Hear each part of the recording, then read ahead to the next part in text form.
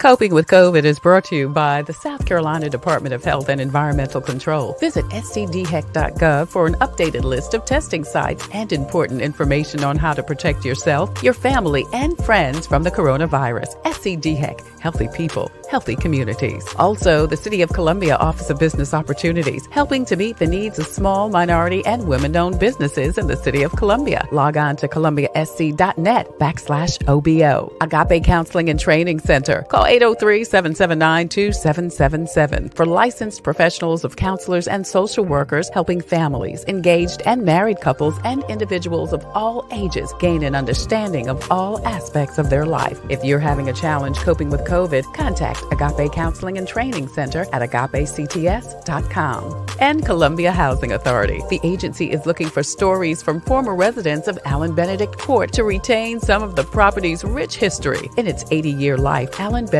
Court has been home to some of the country's elite, including a Grammy Award-winning performer, corporate executives, national television celebrities, a host of doctors, lawyers, and NBA greats. So share your pictures, mementos, and memories at chcares@chasc.org. Coping with COVID, brought to you by the South Carolina Department of Health and Environmental Control, the City of Columbia Office of Business Opportunities, Columbia Housing Authority, Agape Counseling and Training Center, and Palmetto Media Connection.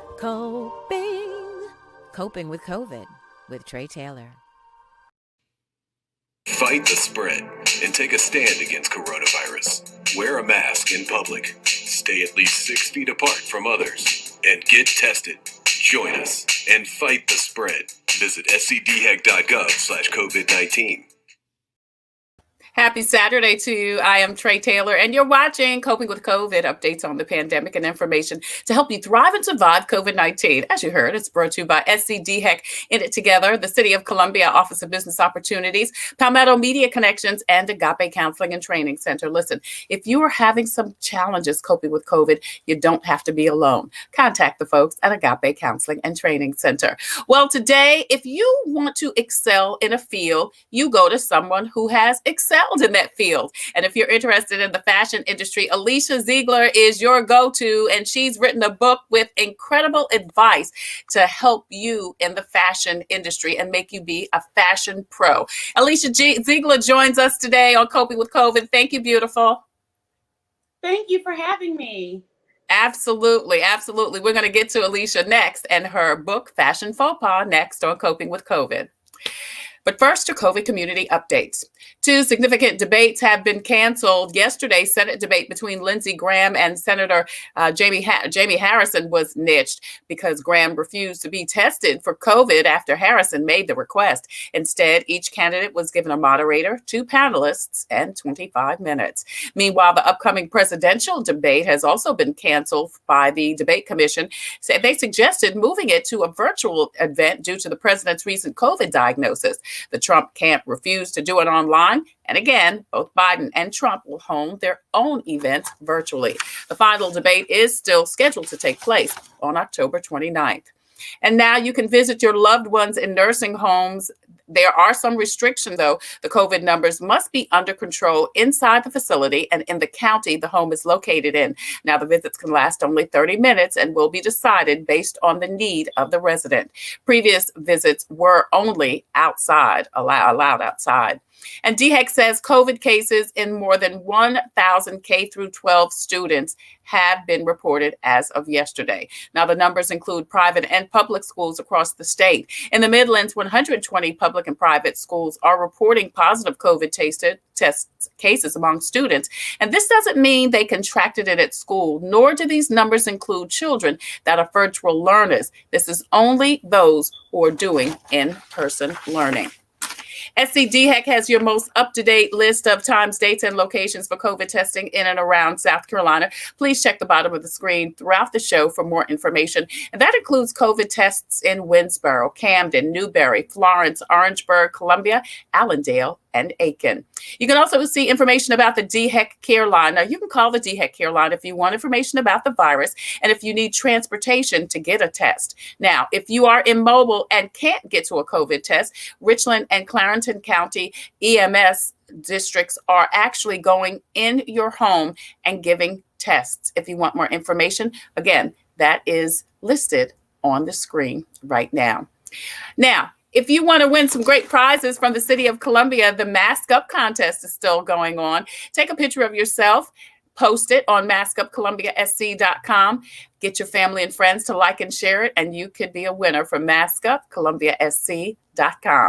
Now, if you're having some problems paying your rent or with your mortgage, the South Carolina Bar Association and SC Legal Services are offering a toll-free number and website for you to go to for rental and mortgage help. Also, if you're having some challenges paying your water bill, the City of Columbia is offering anyone who is behind on their water bill 6 months to pay it. They also have payment assistance available. You could get your bill paid up to 75%. And the Department of Employment and Workforce is still registering actually through the end of the month for those free courses and certifications. You can choose from business, technology, health, data science, arts, and humanities. Now, courses are offered in both English and Spanish. And again, October 31st is the final day to register. The Richland County Democratic Party is still hiring canvassers. They need folks to leave information at voters' doors. The pay is $15 per hour, and that includes training. Now, you must be at least 18 years old, computer literate, and own a smartphone. Email your resume to executive director at richlandscdems.com. We talked to Rashonda Pratt a couple of weeks ago, and she had some incredible tips for parents and students virtually learning, and even if you are working from home. And she has created a YouTube channel just for you. You see the graphic on the screen? Please check out Rashonda Pratt's YouTube page for tips and information for virtual learners and workers. Also, beginning next week, Brooklyn Baptist Church West and Northeast locations, along with the Lakeview Empowerment Center and Rehoboth Baptist Church, are doing food giveaways. Now, these boxes will not only have fruits and vegetables, they'll also have dairy, protein, and more. It's going to start next Thursday and Friday, and we'll have more information for you about that coming up on next week. It is Domestic Violence Awareness Month, and if you are having some problems, if you know someone that may need some help, please, please, please contact the information on the screen for the Domestic Violence Awareness Hotline. Actually, next week on Wellness Wednesday, we're going to dedicate the show to domestic violence and give you some help and some resources and some information that you may need. Coping with COVID is streaming live right now on the TaylorMade production page on Facebook. Would you go over there, please, and like and follow? That way you can watch Coping with COVID Monday through Saturday at 2 p.m. and you can get all of your COVID-related updates. We're also streaming live on YouTube. Would you go over there and hit the share button? We would love for you to do that also. I'm Tre Tailor, and you're watching Coping with COVID, updates on the pandemic and information to help you thrive and survive COVID-19. And today's guest actually began as an actress, a dancer, a model, and she discovered her event planning expertise as an adult. She's utilized that gift to become an incredibly successful talent agent and fashion show producer. She's implemented 2 extensive fashion shows all in 1 week, secured tens of thousands of sponsorship dollars from major companies like Jaguar, Audi, Land Rover, and booked talent for jobs with TJ Maxx, Nordstrom, Belk, Magnum Ice Cream, just to name a few. Her new book is Fashion Fauxpas, and it's a must-read for anyone interested in being a fashion pro. Please welcome today Miss Alicia Zeigler. Hello there, beautiful. Hi, thank you so much for having me. Absolutely. Now, Alicia, I don't know why we didn't do this at sound check, but can you rotate your phone, or you're on your phone? Yeah. Yeah, rotate your phone so we can see all of you.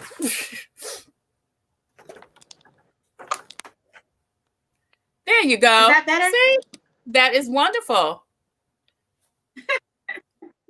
Yeah, see? We can see all of you now. Thank you again so much for joining us. So listen, let me ask you, how did you become or go from being the talent to being the boss? Because you're the boss now. Well, thank you.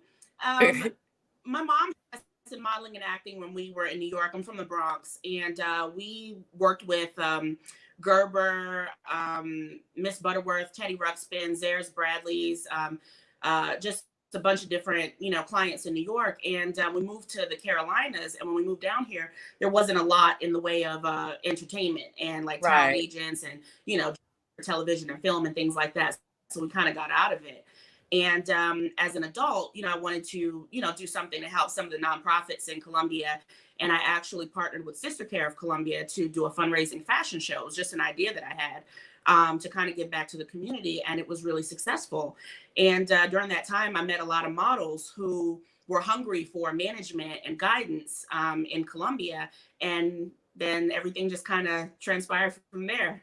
Yeah, that is so beautiful. Don't you love how, and this sounds so much like a God thing to me, because I'm Mhm. sure, and I may be putting words in your mouth, girl, but I'm sure that probably, as you said, when you moved from New York to the South, because I experienced the same thing. You think, oh, my career is over. I'm not going to be able to do what I want to do because I'm not in the place where those opportunities are happening. But then very Right. esoterically, naturally, because of your outreach to Sister Care, you created something for them, something that you knew anyway, kind of. And it just, all of the pieces just started kind of falling into place to really solidify what your future was going to be. Yeah, it definitely did. This was not planned. It wasn't anything that I said when I grow up, this is what I want to Right. do. And I do believe it was God ordained. Yeah, we're talking to Alicia Zeigler. Her brand new book is entitled Fashion Fauxpas. And we're going to talk a little bit about the book. But I want to ask you also, okay, so you sold Columbia Fashion Week. I'm sorry, it keeps popping up. You sold, advice. I want to know about advice. So you do work with a lot of models, and you also have your talent agency. So tell me what advice you give now to those people who want to get it in the business, whether it be in modeling, acting, performance. I think it's really important. Yeah, I think it's really important to actually do your research and make sure it's something that you really want to do. I think a lot of people have an unrealistic idea of what it takes to be successful in this industry, even at the local and regional level. You have to put a lot of work into this. And so often we'll have people that come in, they're all bright-eyed and bushy-tailed, and they're like, I want to be a part of your agency. And we explain to them, the commitment that it entails, and they just kind of gloss over it. And, when it comes time, okay, after you've done all the pretty photo shoots and you've recorded all the fun videos, you actually have to work on your technique. You have to go on auditions. You have to leave a lasting impression on clients. You have to drive far sometimes. You have to take a risk, take a day off from work, and you don't know if you're going to book the job and recover the funds that Right. you invested in yourself. Go for the audition, but you have to take chances and you have to believe in yourself. And you have to work on your craft. And a lot of people, I mean, the overwhelming majority of people, once they realize that part, they kind of want to go back to just being insta popular and doing the easy stuff and not generating revenue from it. So I think the most important thing is to study the industry and make sure that you really understand what it takes and you're willing to put the work in. Yeah, and it's got to be one of those things, don't you think, Alicia, that you really have to love, love, love it, not just want it or not just want the outcome. You got to be hungry, like Les Brown says, because as you Yeah, said, when you get tired, when you get rejected over and over and over and over again, because you're not the only one going up for that job, that right. modeling gig, you've got to say, okay, I'm going to jump back up and keep it going. You can't have thin skin. Absolutely. And that's another issue we see a lot too.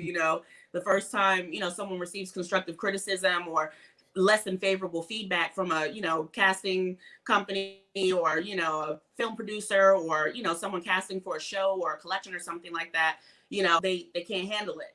And then it becomes a blame thing. Well, this situation Yeah. or that situation. It's like you have to take accountability. That's the only way we can grow is to Yeah. be able to take constructive criticism and apply it and try to do better. And so that's hard for some people. Yeah, it is hard. It is hard. So, tell us Yeah. about some of the projects you've worked on. We know that you've done Columbia Fashion Week. You did sell that. Congratulations. But tell us about some of the other things that you've done. I guess probably to date the one of the two biggest clients that I've worked with was Magnum Ice Cream. Years ago, Magnum Ice Cream was just overseas, and when they debuted in the United States, they debuted in Walmart stores exclusively. And my agency was still fairly new then. And so we were still booking like really local and regional opportunities. And so when we were contacted, I couldn't believe it. I had to like triple check to make sure I wasn't being scammed.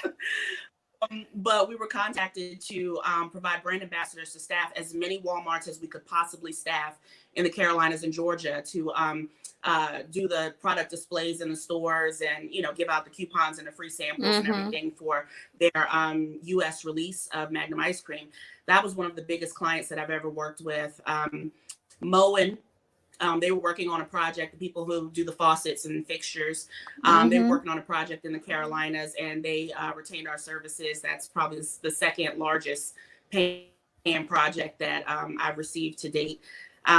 We've had the privilege of being able to work with some really great companies, and I'm not going to lie, it's not so much been because of my effort or my connections, just been favor and being in the right place at the right position to take advantage of the opportunities as they come in.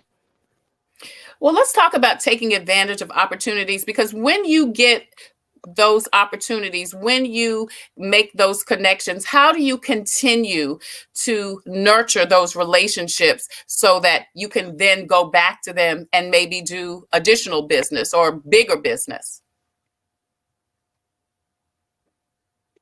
Oh, is she frozen? There's definitely going to be some clubs where it's just going to be a one-off. Yeah, I can hear you. I just can't see. You're a little frozen, but I can hear you.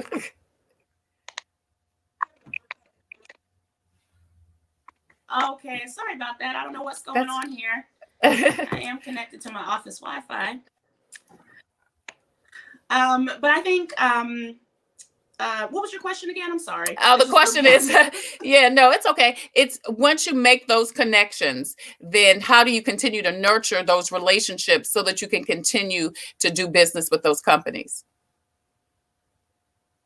Yeah, there's definitely going to be some clients that are just going to be one-offs. You know, maybe they're not headquartered here and they're just doing like a one-time project in this region. And you may not have the opportunity to develop a real relationship with that client. You just do the best that you can, and you know, you have something great to add to your resume.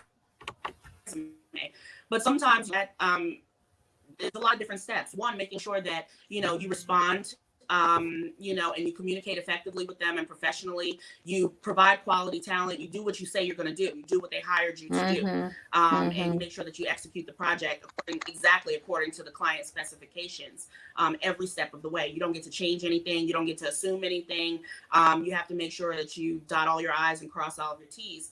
And then at the conclusion of the projects, we like to send out survey to the client to find out about, you know, every step of the process. What was your experience like when you first made contact with us? What was your experience like with the talent, with the closing process, you know, the finished product, you know, our follow-up, the talent's follow-up? Is there anything that we could improve on, anything the talent can improve on? And a lot of clients really appreciate that.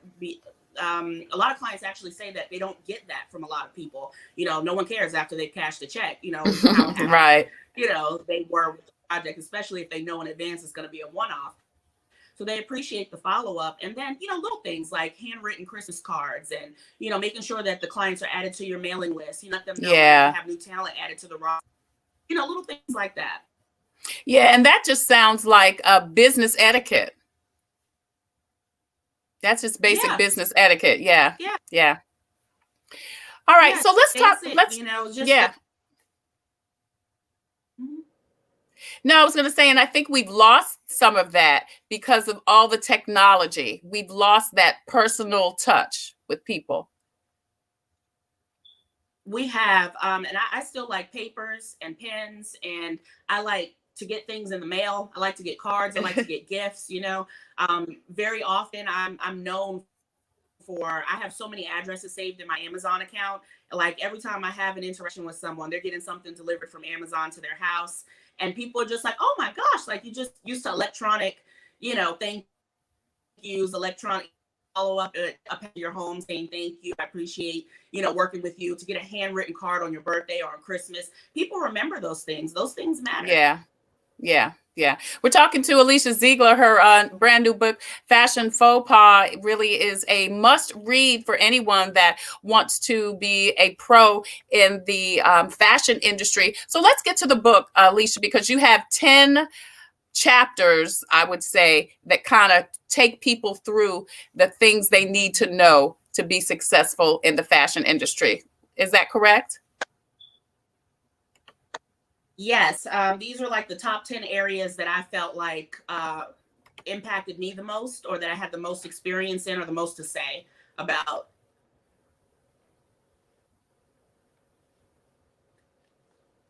All right, so let's start with number one. This is number one. Okay, so yeah, number one. Can you hear me? I can hear you. It's breaking up, but we can still hear you. It is breaking up some.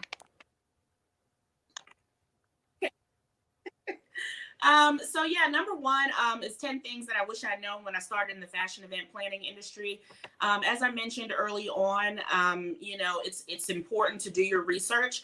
And I will admit, I was young, I was in the early 20s, and I just had these ideas of things that I wanted to do. And I just started running with them before actually really taking the time to do research.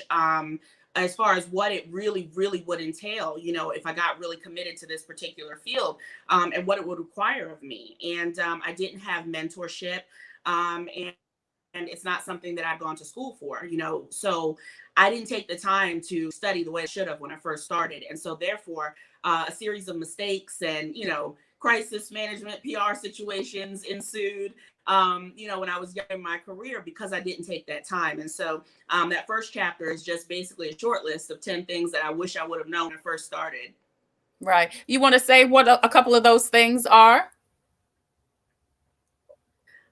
Well, I touched on it briefly, but one of them definitely is seeking out mentorship. You don't know everything. Every time Right. you have an idea, or you've done a little bit of research, or even a lot of research, you still don't know everything. There are little surprises that are going to pop up, little intangible, little things that are not listed that you might not think of, that will surprise you in the middle of whatever project you're working on. If you don't have that foundation and that guidance, you need someone to talk to, you need someone who's seasoned, who's, further along in their career than you, even if it's not the exact same field. Your mentor could, Right. for me, being a fashion event planner, it could have been a event planner, but also just someone who was more, skilled with event planning, period. It could have been a corporate event planner, or, what have you. But mentorship would have helped me a lot and saved me a lot of the mistakes that I made along the way. So securing good mentorship, I think, is probably the best one. Okay. And then number two, your second one? My second one, I'd say most important. Oh, okay. So the second chapter. So Yeah. design a checklist for showcasing in a fashion week. So often, like, this is one of my biggest pet peeves.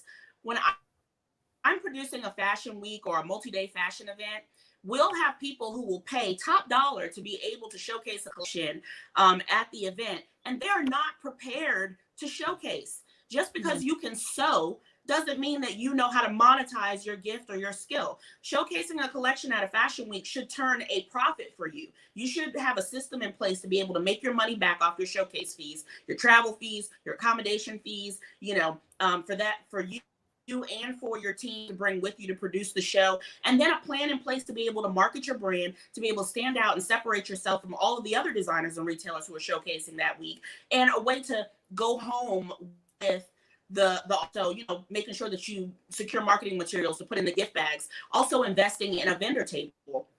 For the life of me, figure out why people would sign up to showcase a collection and then not also want to sell Reasons designs, older ones that they have just sitting around the showroom, to the same people who just fell in love with your collection, Yeah.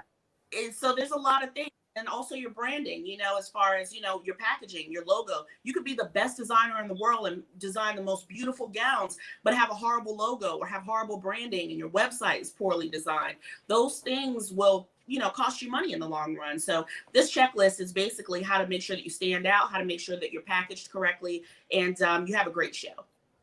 Yeah, I love that, because you said it and you encapsulate it. Just because you can sew doesn't mean that you are also a good marketer. You could be an amazing designer, but just don't know what to do after that. Right. And you'll have so many of them, paying, and they're doing these shows all up and down the East Coast, paying to showcase for the exposure. But I'm like, you haven't been able to quit your job. You've been sewing for 10 years, Mm-hmm. What do you want to do with this? You're investing all of this money in yourself, fabric, your tools, your trade, research, traveling and all of this stuff. But don't you want it to pay for itself? You want to keep taking money from your 9-to-5 paycheck to invest in this without it ever, giving you a return on your investment. And that's what this Yeah. chapter is about. Well, you know what I think, Alicia, and I know that you run into this all the time. Creatives are typically not good business people. Would you agree? Yeah. Yeah, definitely. Yeah. Definitely. They're creative. They don't have the business acumen. On the side, that's kind of another area. They don't, and that's okay.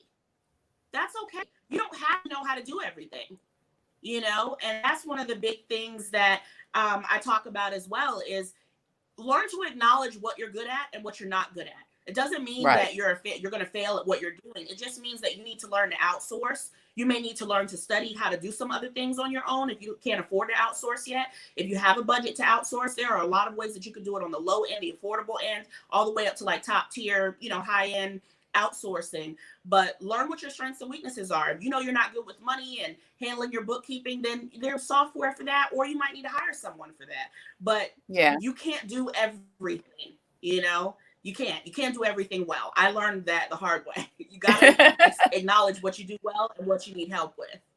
Yeah, because the other thing about that is you are spending so much time doing the things. And like you said, it's nothing wrong with trying to learn how, but oftentimes we extend so much energy into things that we really shouldn't. We miss out on what we do well. In this instance, the designs may go lacking because you're focusing on so many other things that you need to just farm out.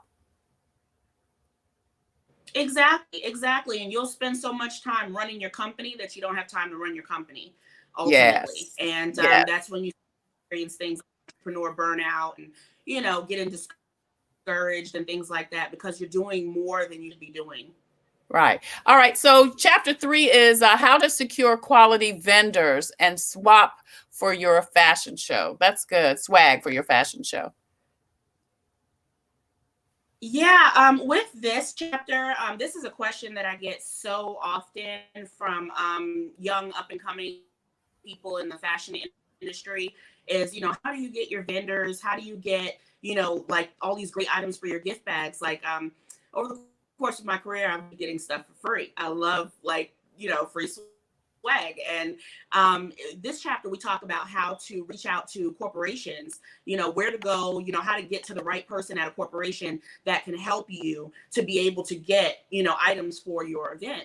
And so we also talk about methods that you can use that are no cost, absolutely free, to be able to market to vendor pools, which basically just people who this is all they do. They travel, they go to major events, and they set up vendor tables. So we talk about how to connect with those people really easily. And how to reach out to corporations to get quality swag for your gift bags. I'm talking about pallets delivered to my office building of free things from companies. They have out of season stuff. They have leftover $0 merchandise, products that they want to push right now. And they have stuff to give to you, but you have to know who to ask. Right. And so do you walk them through the steps that they need in the book? Yes, we absolutely do. We walk you through all of the steps, exactly who you need to contact at corporations, different departments that, a lot of companies have that handle things like this. So we walk you through swag and then also the methods that we use to find vendors for our events. Great. That's awesome. Because that is so key, like you said, to have a great swag bag, great vendors, because they enhance your event. That is just as important as having everything else, the right models, the right designers.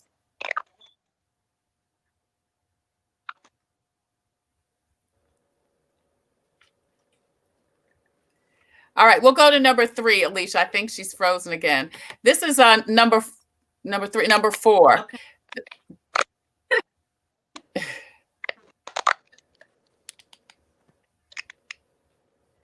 And it's the top 10 reasons. There you go. Yeah. Okay, so the top 10 reasons why you're not making money producing fashion events.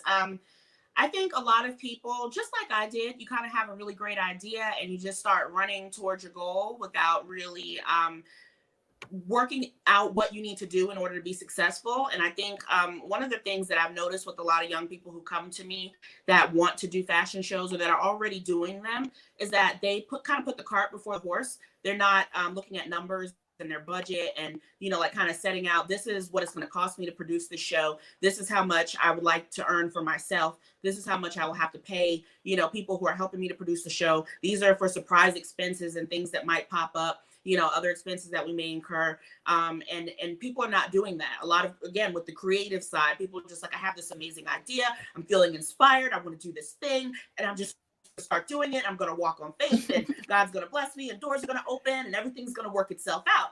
And that's nice. But unfortunately, that's not always the case. So Right. you really have to spend some time focus on the business side before you run into that creative side. Right.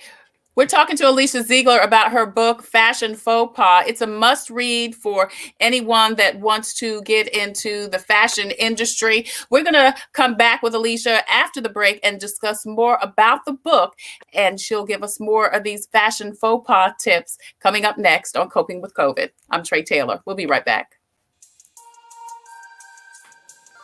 Coping with COVID is brought to you by the South Carolina Department of Health and Environmental Control. Visit scdheck.gov for an updated list of testing sites and important information on how to protect yourself, your family, and friends from the coronavirus. SCDHEC, healthy people, healthy communities. Also, the City of Columbia Office of Business Opportunities, helping to meet the needs of small, minority, and women-owned businesses in the City of Columbia. Log on to columbiasc.net/OBO. Agape Counseling and Training Center. Call 803-779-2777 for licensed professionals of counselors and social workers helping families, engaged and married couples, and individuals of all ages gain an understanding of all aspects of their life. If you're having a challenge coping with COVID, contact Agape Counseling and Training Center at agapects.com. And Columbia Housing Authority. The agency is looking for stories from former residents of Allen Benedict Court to retain some of the property's rich history. In its 80-year life, Allen Benedict Court has been home to some of the country's elite, including a Grammy Award-winning performer, corporate executives, national television celebrities, a host of doctors, lawyers, and NBA greats. So share your pictures, mementos, and memories at chcares@chasc.org. Coping with COVID, brought to you by the South Carolina Department of Health and Environmental Control, the City of Columbia Office of Business Opportunities, Columbia Housing Authority, Agape Counseling and Training Center, and Palmetto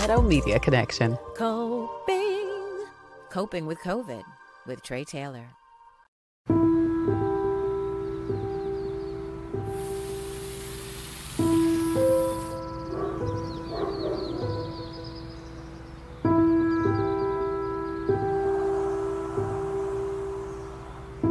I know what most people think. If he broke my jaw, I would just leave. But it's more complicated than that. There are days when you tell yourself to go. Go, go, go, just go. But when you get in that car, you freeze. You think, oh my God, I can't access the bank account. Oh my God, I literally have nothing with my name on it, not even the credit card in my wallet.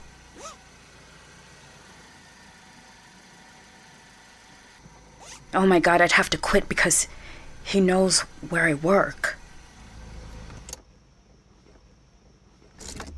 See?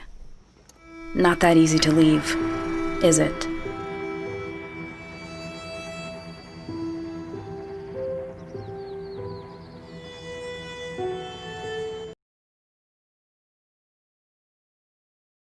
Awareness Month, and here at Coping with COVID, we pray that you get the help that you need. Please check the screen for more information if you or someone you know needs some help with domestic violence. I'm Tre Tailor, and you're watching Coping with COVID, updates on the pandemic and information to help you thrive and survive COVID-19. We're talking to fashion show producer and talent agent Alicia Zeigler. She has some great information on how to be successful in the fashion industry and how she navigated her career. We continue the conversation talking about her new book that is a must read for anyone interested in being a fashion pro. It's called Fashion Fauxpas, and like I said, we're talking to Alicia Zeigler. So, Alicia, when we before the break, we had talked about number 1 through 4. So, do you want to just give us a summary of what we talked about already? Yeah, so we talked about things that I wish I knew when I first started in the industry, not doing my research properly when I got started. Making sure that if you're a designer, that you're equipped for your show and you're able to turn a profit off your investment in showcasing these collections at all these fashion shows and fashion weeks. And we talked about the reasons why you're not making money. Also how to secure quality vendors and swag for your fashion show. We talk about where to go to find vendors and also how to reach out to the right departments with corporations in order to obtain really great stuff for your bags. And then also the reasons why you're not making money producing your fashion events. Mm-hmm. All right. And so now we go to number 5 in your book, Fashion Fauxpas. It's how to generate $10,000 from one fashion show. I'm sure that's a goal of everybody doing fashion shows.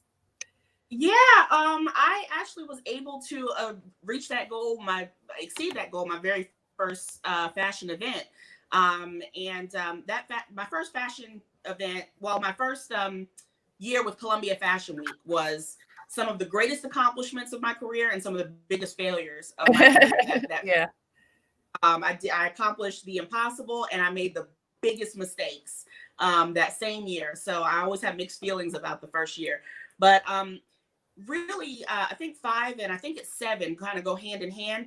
But a lot of people will take money out of their own personal finances to kind of front the money to get things rolling, put down deposits and things like that, work on promotion for the shows. But sponsorship is key. Like really, you don't have to wait for ticket sales to make your money back and take money out of your personal savings account to pay for things. If you brand and package your project correctly, you can send your kits out to major companies, local companies, regional companies, and national companies that will give you money just to be associated with your project or your event.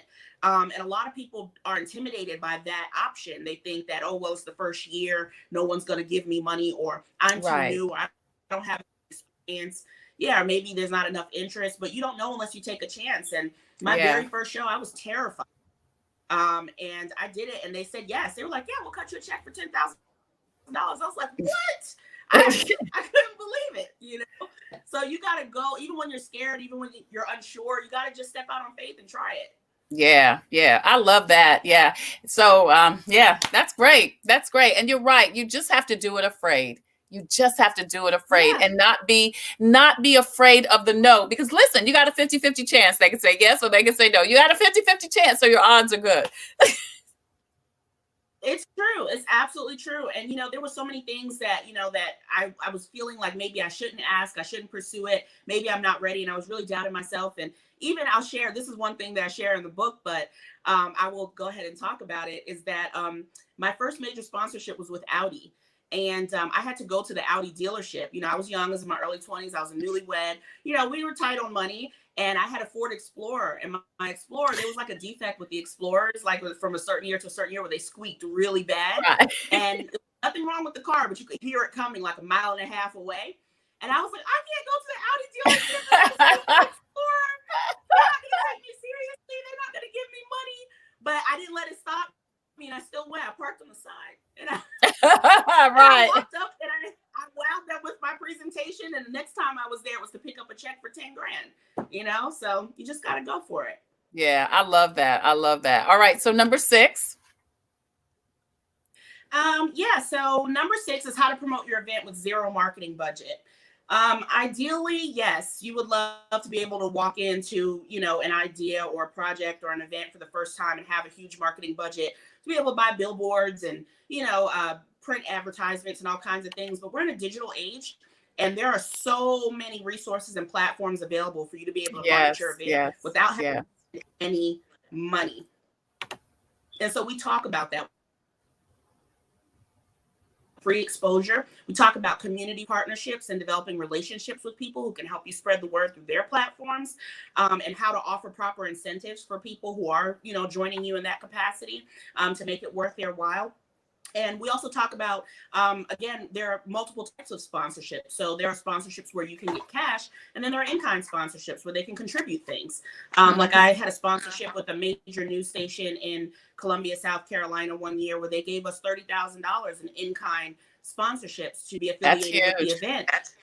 Yeah, and what they did was they gave us primetime commercial airtime, which was like right before and after New Girl, at that time, and let us run our commercials. I'm talking about daily leading up to the event, as well as theme segments for the morning show and all kinds of stuff. So sometimes cash is best, and sometimes just the relationship and what the other party has to offer you can be more valuable than the cash. So we talk about all of this here, how to develop those relationships and how to establish those business contacts to promote your event with zero marketing budget. Yeah, I love that one. Yeah, you just got, like you said, you got to kind of be creative. And you're right, now that with the onset of social media, which wasn't as prevalent when you started, you've got so It many wasn't. more you've got many more outlets to utilize. Oh Yeah, yeah, and so absolutely, absolutely. And in the beginning, we relied more heavily on the relationships and developing those kind of partnerships. But nowadays, we more on the free platforms because there's so many. yeah. So, both of them together will help you.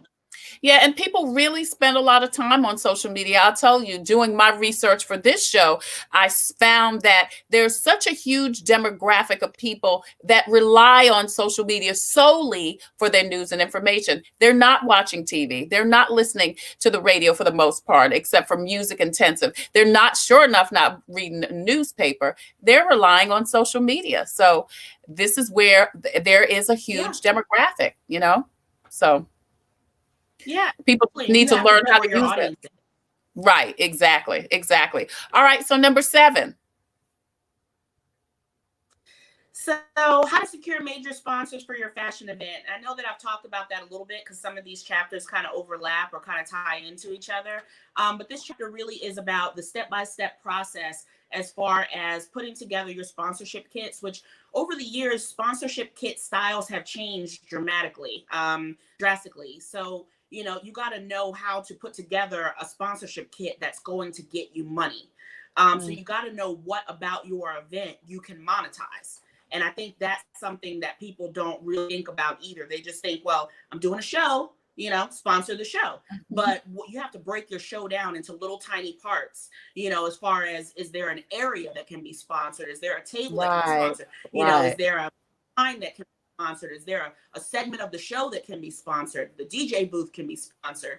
The staff t-shirts can be sponsored. Like there's where the valet is parking the cars. Like, there's so many different ways that you can monetize your event, not just a sponsor for the event as a whole, but little parts of your event can have separate sponsors as well. So there's more opportunities for you to get money. So putting together a sponsorship kit that's going to really generate revenue for you, and learning what time of year you need to have that sponsorship kit out by. A lot of times people just think, well, I'm going to start sending the kit out now. But there are certain times a year where companies are deciding what they're going to do with their marketing budget for the next year. And if you miss that time, that season, then you're pretty much guaranteed a no for most major companies and for most of the bigger tiers of your sponsorship kit. So you got to know what time of year you need to get these things out by. You need to know who to get them to, and what types of industries are most likely to say yes, that are most likely to do this and that do this regularly. So we talk about that in chapter 7. All right. So we're talking to Alicia Zeigler. She is the author of the brand new book, Fashion Fauxpas. It is a must read if you are interested in producing fashion shows and fashion events. And she's got 10 chapters with 10 must have pieces of information if you are going to be successful in this business. And now we are at number 8. Yeah. So number 8 is probably my favorite. I've been criticized by mentors and friends and colleagues for sharing too much sometimes about like my mistakes and lessons that I've learned. But I think society as a whole today puts too much pressure on people to appear perfect. And I Oh, think that's why yes. a lot of people fail, because they Yeah. say, I'm struggling. I made a mistake. We're so busy hiding stuff and trying to look like we have money and look like we have everything figured out and look Yeah. like we Yeah. don't hurt and look like problem, that we're drowning and we're making mistakes constantly because we don't know how to say we need help, because there's pressure to Yeah. look perfect and look like you have it all together. So, you might see an event where pictures have been posted and the event looks fabulous, but it was a loss, but you Right. don't know that it was a loss. And the person is there to tell people it was a loss. So they continue to have losses for the sake of appearances. So this chapter is basically crisis management 101. It's when you messed up really, really bad. Like when you okay, we got to tell the news. We got to send out a press release. We got to tell people. We got to figure out how to fix it, or we got to figure out how we can fix this without the public finding out. Right. We figure out how to Right. put this fire out of control. Contain the situation. So in this chapter, I share some real life situations that happened to me. I got scammed one year, my first year, that same year. I got the big win, the $10,000 check. I also hired someone to be a part of my team without thoroughly vetting them based off their website and their resume, and their packaging looked so good. I never called the references. It wasn't until later on that I found the person as a hustler and was known throughout Charleston for hustling people and things like that. And I was young and I just took his word for it. So, that year, and this is a story that I talk about in the book, we were supposed to have the finale night at the convention center. And when I realized that this person had scammed me and they had just put down deposits on things instead of paying the full balance of things with the check that I wrote to them, and this was all kind of coming to me in the middle of the event, and I just wanted to die. I wanted to fall on the whole floor. I was like, I can't believe this. And so when all this was coming to me, and I said, well, I think we should cancel the event. In the middle of the week, I had given up and made the decision that I think we should just cancel it. And my team, they really encouraged me. They were like, we absolutely are not canceling this. We worked too hard. We're going to figure out a way to downgrade this without it looking crazy. And so we had to figure out a strategy to tell people that they were not going to have finale night of Columbia Style Week at the convention center, but instead at a parking lot behind Sakatumi on Gervais Street. And how to make that sound good. Yeah. And it was crazy. So we had to contact our sponsors, this was crazy. I was like, oh my gosh, I failed already.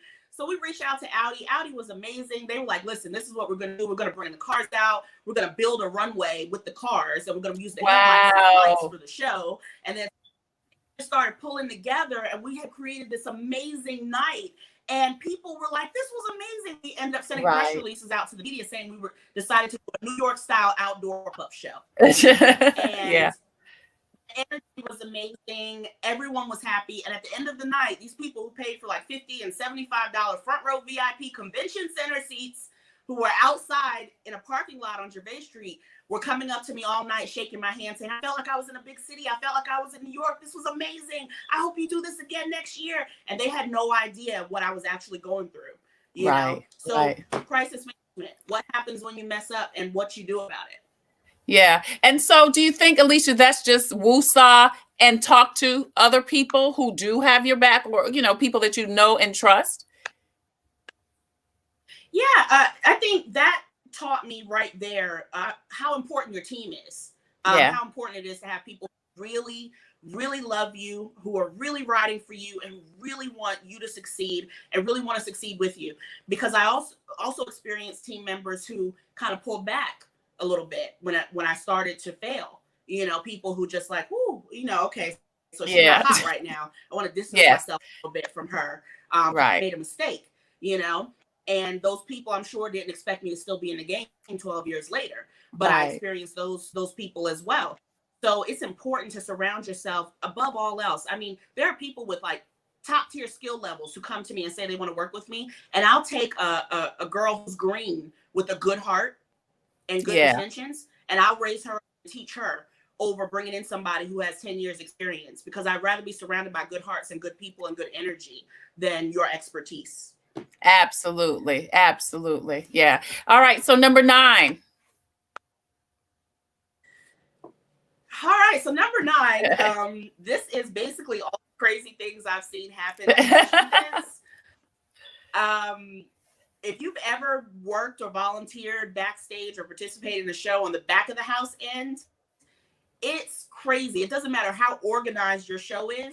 It's organized chaos. There is always going to be stuff that goes wrong and things that are crazy backstage, attitudes, ego, drama, people not being prepared, forgetting things, models who haven't eaten in a week who pass out. Right. I mean, all kinds of things happen that we have to keep from the public, you know?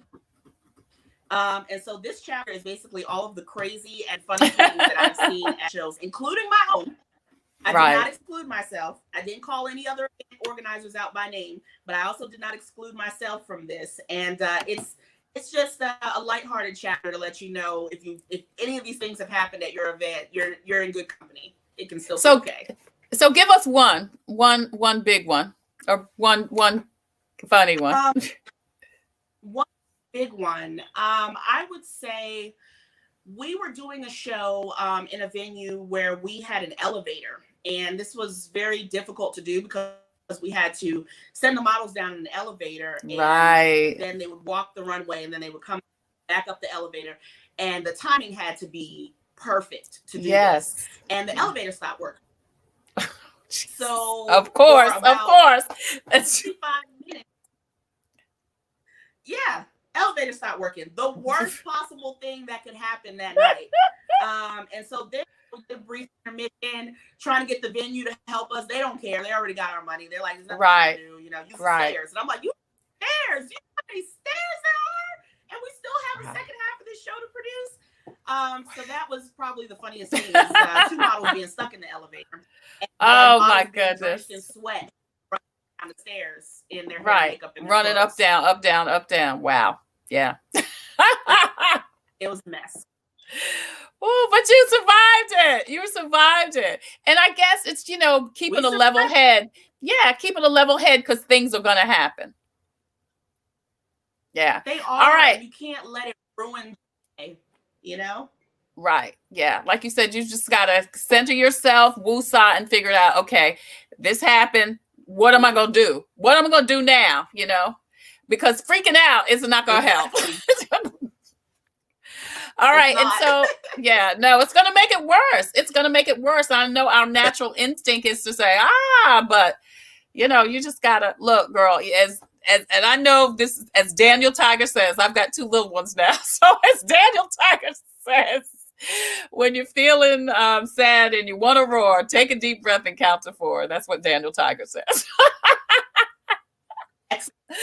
It's always applicable. All right. So number 10. So this final chapter, I actually considered making this a separate workbook to go with the book. Right. Excuse me, but I decided to include it in the book because the purpose of this book is to help. And I want to make sure that people, if they maybe can't afford my classes or can't afford personal coaching sessions with me, that they get everything that they need in this book. So I decided to include it instead of making it a separate workbook. But this is a step-by-step guide to producing your own fashion week in your local market. Oh, good. That's great. Everybody said I was crazy. Yeah, thank you. Everyone said I was crazy for not charging a separate fee for a separate workbook. They were like, you're giving the game away for $39.99. You're giving our whole game away. But I'm like, I'm not. First of all, most people won't even take the time to invest in themselves and pay $39.99. Right. So you're not giving the game away. And for those who take the time to invest in themselves, they're a blessing to me, and they're going to be a blessing to themselves because I believe this book will help them. So this is what I wish I would have had. One of the 10 things I wish I would have had when I first started. Because we didn't have a digital age so much. Right. This That's right. Wasn't readily available. So I had to learn through trial and error. But this guide is basically a checklist, a step-by-step checklist of everything that you need to do to produce a successful fashion week, and all the little things that you might forget, things that pop up, surprises, things to be prepared for, like an emergency list. This is the guidebook. This is it. This is the curriculum that I go off of when I'm doing my personal coaching sessions with people in the fashion industry. Awesome. Awesome. The book is Fashion Fauxpas. It is by Alicia Zeigler. It is a must read for anyone that is interested in producing shows, fashion shows, and other events in the fashion industry. Alicia, do you think this is a good book for someone to use if they want to do other types of live events?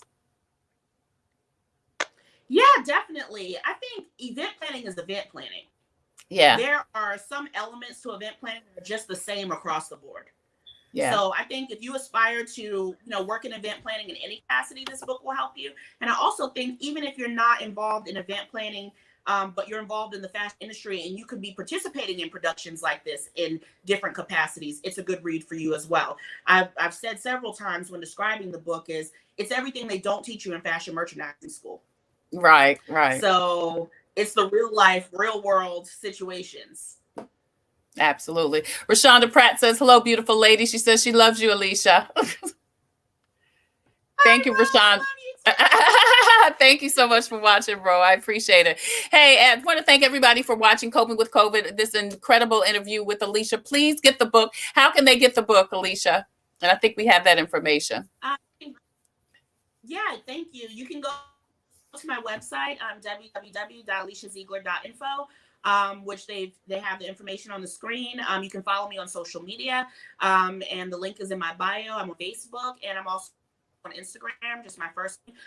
Twitter as well. You can Google me, and this information will come up as well. But definitely, if you aspire to work in the industry, if you work in the industry and you find that you're making mistakes, please get this book. I promise you, I wrote this book for you. Yeah, yeah. Well, that is great. Don't forget to pick up the book. As Alicia said, not only it is a great read if you are interested in producing events in the fashion industry, but if you are into producing any type of event, any type of event planning, this is the go-to book. And she gives you such great behind the scenes gems. She's done the work so that you don't have to. All you have to do is read it. Pick up the book and read it. You see the information on the screen. Alicia, thank you so much. Quickly, tell us what you've got coming up soon. Well, I guess the next event I have, October 24th and 25th, we have the 4th annual Charlotte Kids Fashion Weekend. So this will be the COVID edition, us taking safety protocols to have a great time as we slowly emerge back out into society. After Charlotte Kids Fashion Weekend, in April of 2021, we have the 4th annual Concord Fashion Week, which will be taking place in Concord, North Carolina, and Charlotte, North Carolina, and a couple of other things that'll be listed on my website as well. And also every first Saturday, I do an event called Free Game, which is absolutely zero cost. And it's for people who aspire to work in the industry to come out and pick my brain, ask questions, present, what's going wrong with their business or their brand. And I help them out for free for students. That's and, great. Young people who are just out. And they can access that information from your website also? Yes, they can. There's a tab for events on my site. All right. Alicia Zeigler, thank you so much for joining us today, beautiful. I appreciate you spending this Saturday with me and for an amazing book and for all that you do in the community. Thank you so much. Thank you so much. I appreciate the opportunity and congratulations on everything you have going on. Thank you. Thank you so much. God is good, girl. God is blessing in the midst of a pandemic. Yeah. Absolutely. Yes, he is. He is. All right, Alicia Zeigler, you see how to contact her. Please do that right now. And don't forget to pick up the book. Listen, if you have a story that can help someone cope with COVID, please inbox me on the Tailor Made Production page on Facebook. We would love to get your story on the show. If you have a product or service that could help someone cope with COVID, please email copingwithtreTailor@gmail.com. We would love to talk to you about being a proud sponsor, just like SCDHEC, the City of Columbia Office of Business Opportunities, In It Together, also Palmetto Media Connections and Agape Counseling and Training Center. Now, tomorrow, coming up next week on Coping with COVID, who's policing the police? We're going to talk about hiring practices, discipline, and training in local police departments. We'll talk to Sheriff Leon Lott and Chief Skip Holbrook. That's Tuesday on Coping with COVID. Wednesday, it's Wellness Wednesday, In It Together, and the Diabetes Advisory Council present Wellness Wednesday. We'll talk about domestic violence prevention and resources and tips. Thursday, we're going live to Dr. Tasha Boone's doctor's office in the West Columbia area. We're going to see her kind of navigate through COVID and through the flu season. That's next Thursday. And then Saturday on Coping with COVID, we are coping with COVID one pedal stroke at a time with the Sharp Iron Riders Motorcycle Club. That is going to be so much fun. And then Charles Jackson is our next Faith Friday speaker. He's with New Laurel Street Baptist Church, and that's Faith Friday, this coming Friday on Coping with COVID. As usual, I leave you with a reading from Jesus Calling, October 10th. Jesus says, "Trust me enough to let things happen without striving to predict or control them.